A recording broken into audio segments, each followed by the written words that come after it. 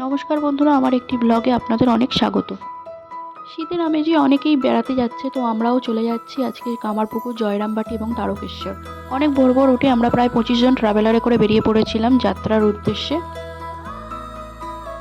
যাত্রার মাঝখানে একবার দাঁড়িয়ে ব্রেক নেওয়া হয়েছিল, চায়ের ব্রেক।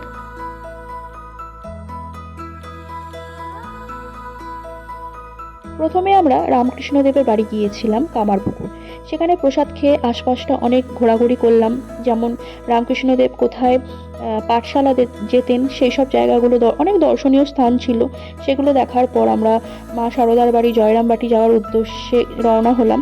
কিন্তু সেখানেতে অনেকটা দেরি হয়ে যাওয়ার ফলে গেটটা বন্ধ হয়ে গিয়েছিল, যার ফলে আমরা অনেক স্থান দর্শন করতে পারিনি জয়রামবাটির।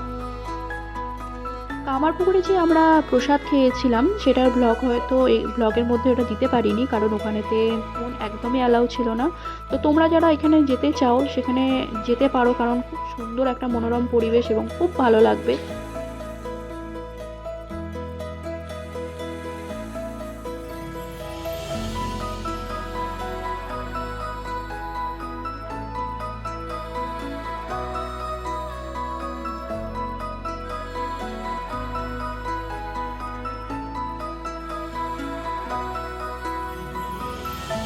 এই যে মায়ের বাড়ি আমরা ঢুকছি, কিন্তু এখানেতে অনেক ভিড় অবশ্য, কিন্তু আসল আসল জায়গা যে দর্শন করব সেগুলো পুরোটাই বন্ধ হয়ে গিয়েছিল। আর আমরা এই চারপাশটা ঘুরেই সময়টা কাটিয়েছিলাম। যখন আমরা তারকেশ্বর গিয়ে পৌঁছালাম তখন বাজে প্রায় 4:30 মতো। তো সেখানেতে আবার বাবা মহাদেবকে পুজো দিলাম। সেখানে অনেক কি ঘোরাঘুরি করলাম। অনেক বাড়ির জন্য অনেক কিছু কেনার ছিল, যেগুলো মেলা থেকে কিনলাম। তারপর আমরা রাত্রি 8টার মধ্যে বাড়ি চলে এসেছিলাম।